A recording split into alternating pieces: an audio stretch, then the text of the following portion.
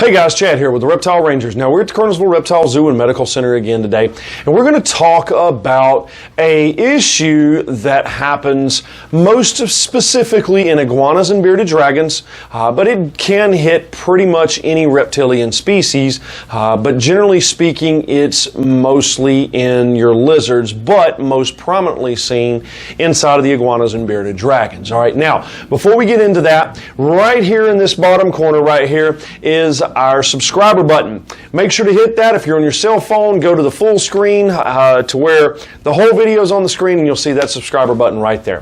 For those that have already subscribed, we appreciate you following along, and for those that just subscribed, thank you for your subscription, and we hope you enjoy these videos of educational nature. All right, now let's jump right into this.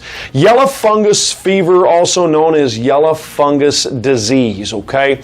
Yellow fungus fever is a issue. It's a common fungus that basically works its way from the inside of the animal to outside. Like I said, most commonly we see this in bearded dragons and in iguanas. Now, it can show itself in signs of yellow to brownish, scabby looking lesions affecting just a few scales in one area, and it does grow larger and larger and larger. Basically consider it like necrosis, where it's basically a flesh-eating bacteria, flesh-eating fungus as well, and it can spread quite rapidly, but it destroys the tissue, okay?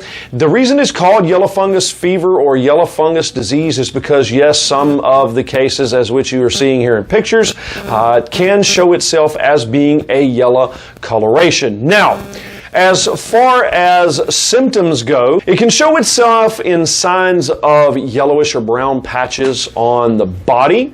It can show itself in weight loss, in slow healing or what would appear to be slow healing wounds, sunken eyes, frequent shedding, and also in blackening of the body or parts of the body, as in the fact that it's getting eaten away by this flesh-eating bacterial.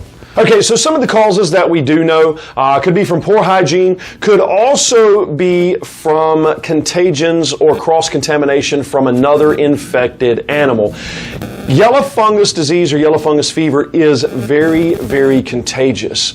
There is no known complete cure for yellow fungus fever. There are things that you can do, such as antifungal treatments and bacterial treatments, whether by cream, taking it in orally, or through a liquid form that you can put on the exterior of the body through antibiotics. That can keep it somewhat manageable, but over time it will tend to get worse and worse and worse.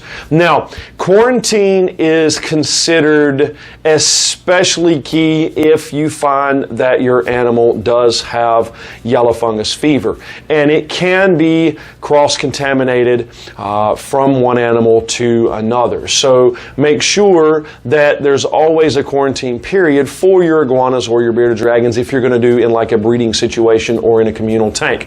Some would preach against it, but those, again, we know those are idiots because these animals do live together in the wild, okay?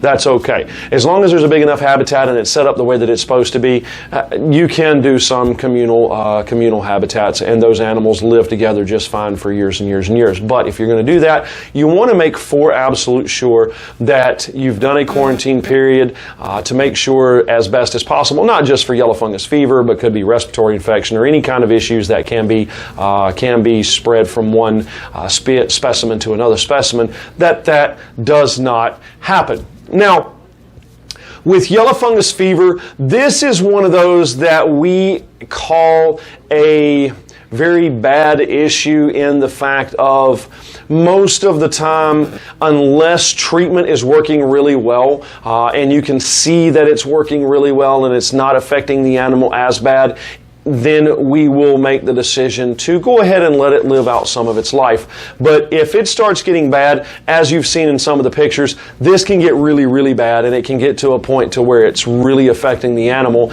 and euthanasia may be the only course of action, especially for the humane treatment of that animal, instead of letting it sit there and just suffer away from all of this bacteria or fungus eating away at their flesh over a long period of time, okay? Now, this is just an overview, just kind of a brief description about yellow fungus fever, also known as yellow fungus disease.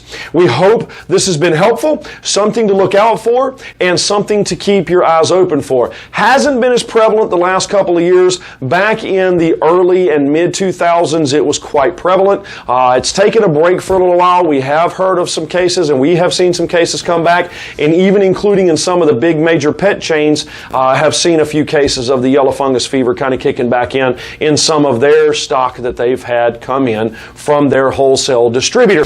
Now, this is Chad. We are the Reptile Rangers here at the Kernersville Reptile Zoo and Medical Center. We do appreciate you guys following along week after week after week. Make sure to hit the subscribe, the like, the bell for notification. Our information will be in the comments below, in the description below will be our information. For those that do have questions, medical or otherwise, that need to get in touch with us, thank you for commenting, and we do appreciate all you guys that are writing us in, wanting us to film about different topics. We're trying to get to them as fast as we can. Feel free to continue writing us in and giving us more ideas of things that either you have questions about and want answers to, or just things that you want to see filmed about. We'll either see you here at the zoo, or we'll see you on the next episode. Later.